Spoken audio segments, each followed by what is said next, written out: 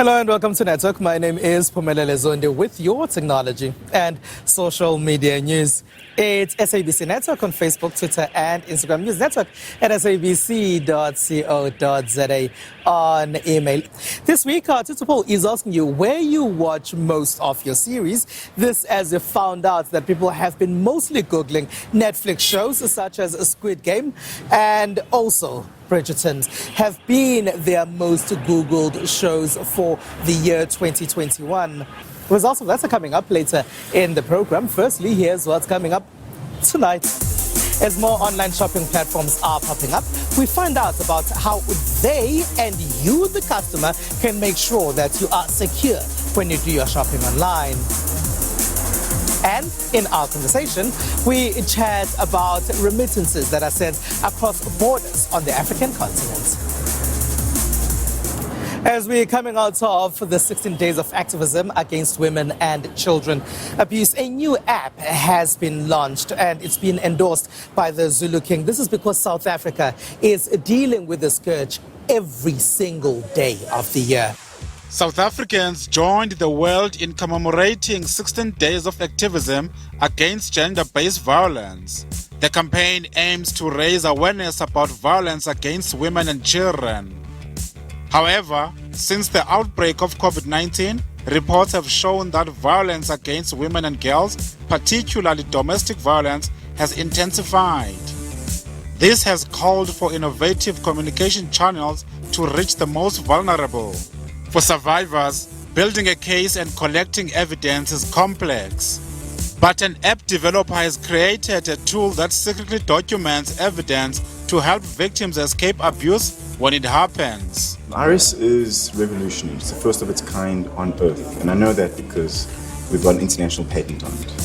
It uses live streaming for the sole purpose of your safety. Using location data, the Iris app also helps victims document and store the kind of evidence needed to charge and prosecute an abuser when they report the abuse to authorities. We use live streaming on a daily basis for Zoom meetings, social media, all that kind of stuff. But no one has thought of using live streaming for safety as yet. Because the moment this thing hits the cloud, it's stuck, it's there. You cannot destroy it. A person can take your phone away and destroy it. They know that the evidence is gone. But if you live stream them on Iris, it's another story. Iris partnered with Aura, a startup company that provides rapid private armed security response through a digital marketplace. We like the idea of prevention before response. So if we can partner with apps which enable proactiveness, we find that incredibly powerful as well. That being said, you can't always stop everything, and when there's a problem, we'll be there quickly. But I think the value proposition as a whole to the end user is very strong. Zulu King, Misu Zulu Kazwelithini, shared his support as a patron of the app. I hope Iris gets the support publicly that it deserves for what they did. It will become the voice of the voiceless. And from today, it's also going to prevent fatal cases which have been plaguing our society for generations. Activists providing support to survivors say the app will help communities that are often faced with violence. The solution to women abuse is not women, it's not men. It's community and society working well together to find the solutions that we need to move together. But the fact that this app also is available on, it's not only available on the smartphones. Can you imagine setting up platforms for people in the rural areas in their own languages? And also conversations need to be had with men, by men. Some say the app is just a means of communication. What really matters is the attitude of law enforcement. So we are able to say they would walk into a police station, try again to open a case. If the refusal of not opening by the police not opening the case, they're able just to go into the app and then ask for assistance or record what is happening. Because sometimes some of these cases you need evidence, you need data to prove that indeed the type of violation you said it happened to you, indeed it has occurred. Developers are working on a zero-rated data usage option for those who do not have access to the network. There's been a rise of online shopping, and it's been spearheaded by the COVID-19 pandemic, which has forced people indoors. And in South Africa, there are a lot of new platforms that are now offering online shopping. But what's the security of it all? The COVID-19 pandemic had a massive boost for e-commerce all over the world. In South Africa, many realized that they had little to no online shopping offerings when the pandemic hit. We saw supermarkets Pick n Pay buying startup bottles and relaunching it as Pick n Pay ASAP. Rival Checkers was ready just in time with their 60/60 app.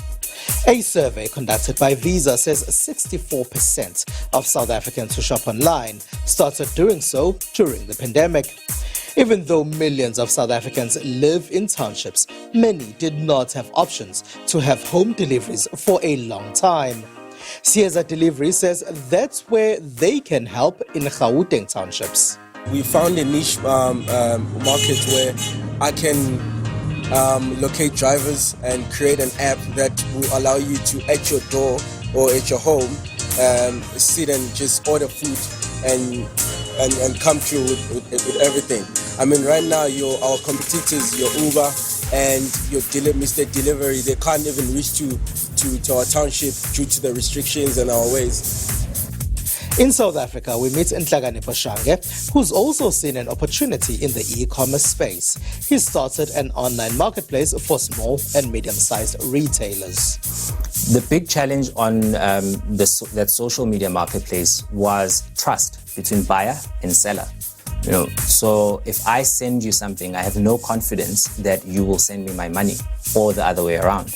But what I'm finding now, which was expected as a new platform, is trust again. Trust that we will be able to keep both promises to the buyer and the seller. But what we find is that is just a matter of awareness. We've had some successful sales and happy customers, and people are growing more and more to trust the platform, to stand as a middleman, keeping everybody that is participating in the platform accountable.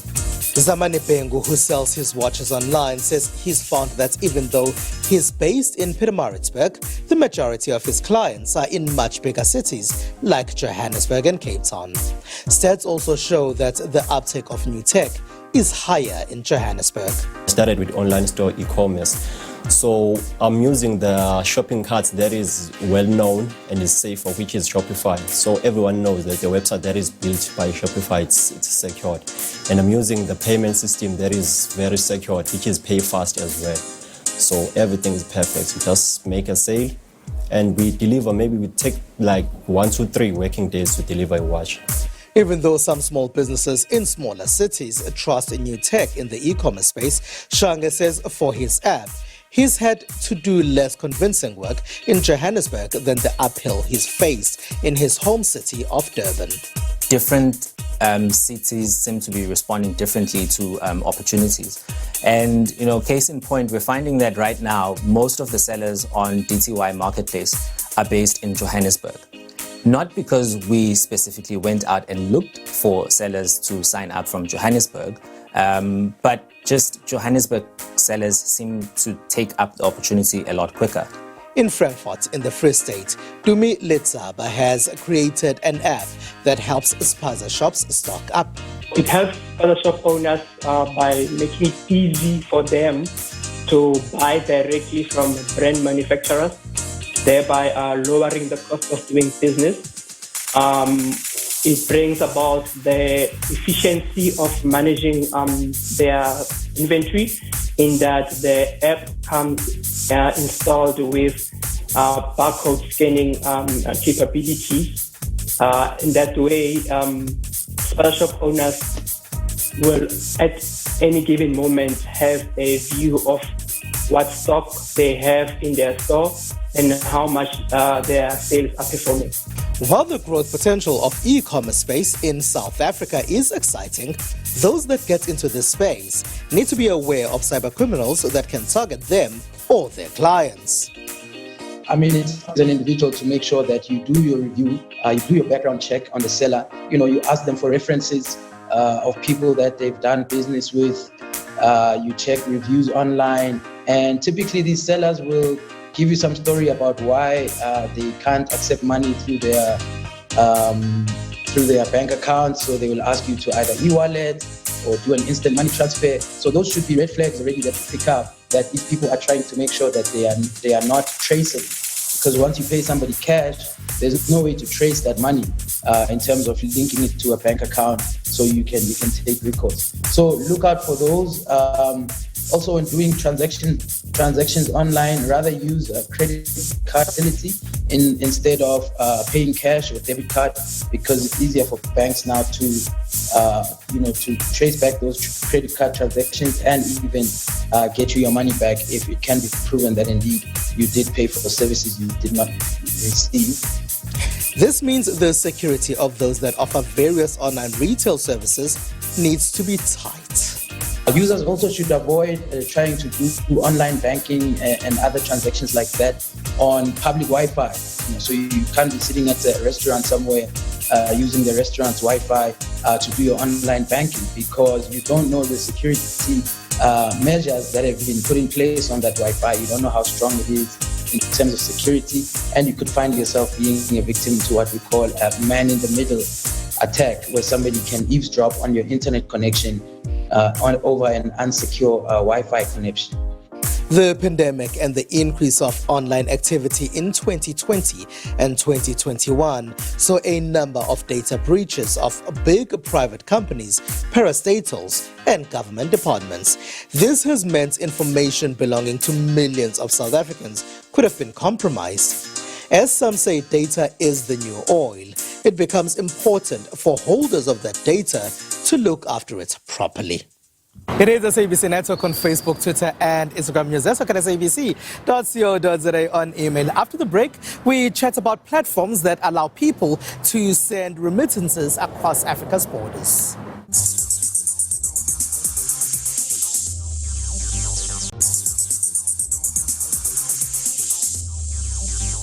How you send money, like our country, Tanzania, you got our homeboy there, his name is Parker.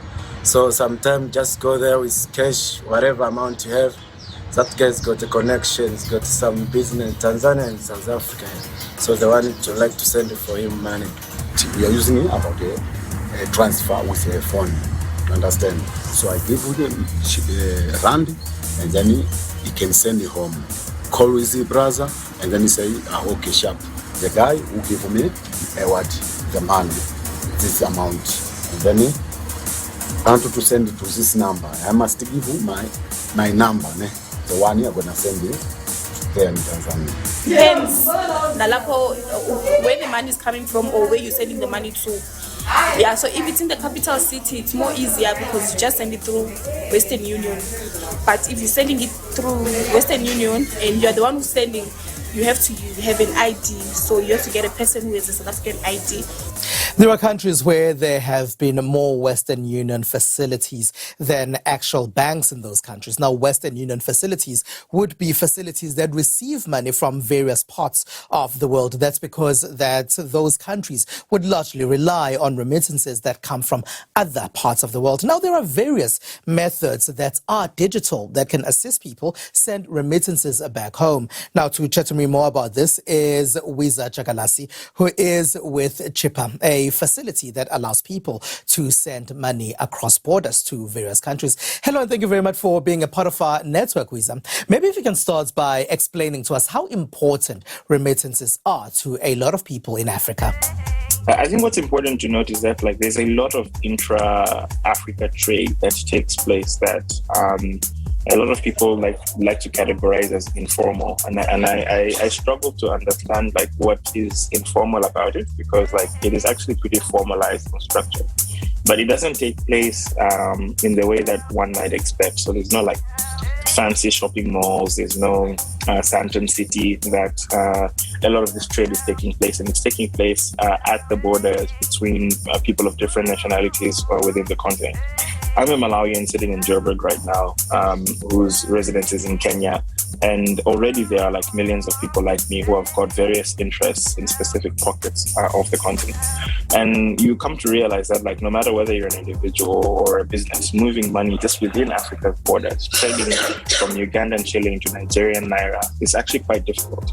That is because the financial system that we use on the continent today was built on top of essentially the US dollar as an intermediary to facilitate international exchange.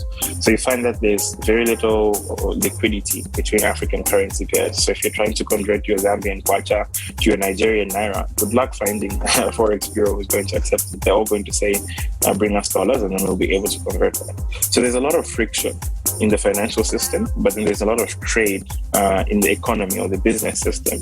And what we're trying to do is to bring these two worlds closer together by allowing those traders, allowing those individuals to be able to more easily facilitate exchange between currency pairs. There are a number of facilities and platforms that allow people to do this. What would you say Chipper does differently? With Chipper, as of today, we've not yet enabled it, but very soon we're going to be enabling two-way international remittances from and to South Africa. Apart from that, we've also got a pretty sophisticated wallet that allows you to do more with your money. So you can get access to all of the regular services that people know and love, such as airtime, bill payments, data, etc.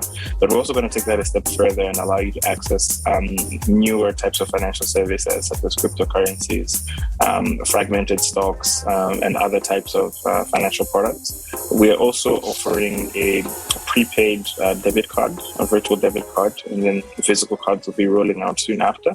That is going to be attached to this wallet so that you can be able to spend your money as soon as you receive it. And then, of course, the sending option. We want to enable all of our South African users of Chipper Cash in South Africa to be able to send money to various African destinations, as well as the United States and the UK. And we're working very closely with our bank partners to be able to enable this. It is quite a complex undertaking, but we've made a lot of progress, and we'll be launching all of these features very, very soon. Why are you introducing crypto as well on your platform? Crypto is quite a fascinating topic. It's still very early, still very nascent in terms of its quote-unquote institutional adoption and practical use cases for many people. But what you found is that because of the volatility in the crypto markets and the general progressive upward trend. So say, for example, if you had invested in Bitcoin 9 out of the last 12 years, that would have been your single best performing asset class across all of the other different types of things that you can invest in globally. So we think there's an opportunity for Africans to include themselves in this financial revolution, because that's what we believe is taking place, and to be part of the people that are actually creating wealth for themselves. Wiza, is entering the South African market in the remittances space a challenging thing, or is it quite easy? It is quite exceptionally challenging. There are a number of factors that make it so. Number one is that like the current card-based, bank-based financial system, the financial rails, are actually quite robust and works really, really well. So, at almost every major retailer you go to, you can be able to use your bank-issued cards to, tap to make a payment for whatever goods or services that you're consuming. And that system has just worked very, very well. So there hasn't been a gap that mobile money could plug into the way it plugged in to Kenya and East Africa more broadly. So I think South Africa is very similar to Nigeria in that regard, where bank-led solutions are quite effective. Now, that being said, there is a segment of unbanked and also banked but underserved users who are looking for a little bit more from their mobile money. And those are the people that we're targeting. We're not expecting to be the new way that people send money to each other in South Africa. Now, Chipper seems to be getting a lot of venture capital coming in at the moment. How are you guys doing this? And can you briefly tell us about this? We're very fortunate to have just closed another $150 million round of investment financing led by FTX, which is one of the world's largest cryptocurrency and derivatives exchanges. We are aggressively hiring all over the continent. I think at the start of the year, we were about 100 people. We're now closer to 250. Very, very excited for the potential that South Africa holds, especially as the gateway to SADC and the rest of Southern Africa. So, yeah, we're looking for extremely talented people. All right, Wiza Chakalasi, thank you very much for being a part of our network.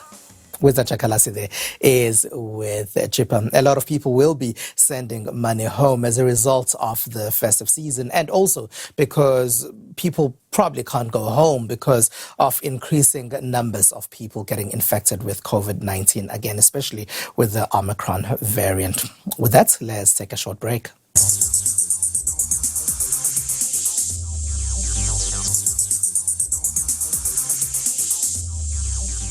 It is SABC Network on Facebook, Twitter, and Instagram. News Network at sabc.co.za on email. Here's what else took place in the rest of the world in the technology space. Chinese astronauts taught students across China science from the core module of the tiny space station. The interactive class was held via live broadcast and shown on state television. Chinese astronauts, officially referred to as taikonauts, provided a tour of the tiny module, their living quarters, and demonstrated a few simple scientific experiments conducted in zero gravity. For this mission, the astronauts have been tasked with carrying out tests of key technologies and robotics needed to assemble the space station. China began construction of what will be its first permanent space station in April with the launch of the Tiny, the first and largest of the station's 3 modules. In Sweden, a Swedish company, Jetson Aero, has built what it says is the first commercial electric aerial vehicle and hopes that in future it will be able to replace traditional cars as a means of transport. The Jetson 1 is a vehicle takeoff and landing vehicle for one person that the company says takes 5 minutes to learn how to fly. For now, battery technology is holding back progress, but the company hopes that with advances in the field, the vehicle will be able to fly for longer periods in a few years. For anyone who has the opportunity to fly the Jetson 1, purchasing advice is fly close to the ground to get the best experience. The Jetson 1 is a vertical takeoff and a landing vehicle for one person that the company says it takes 5 minutes to learn how to fly.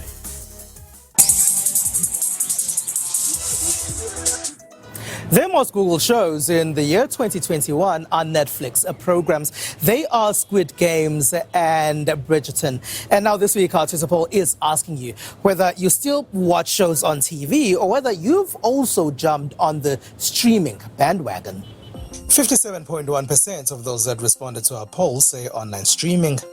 There's 8.9% of you who say you still watch traditional TV, and as 33.9% say they download to watch those series later. And that's it. That's all we have for you. Find us on SABC Network on Facebook, Twitter, and Instagram. It's News Network at sabc.co.za on email. From me and the rest of the network team, have a good one. Bye-bye.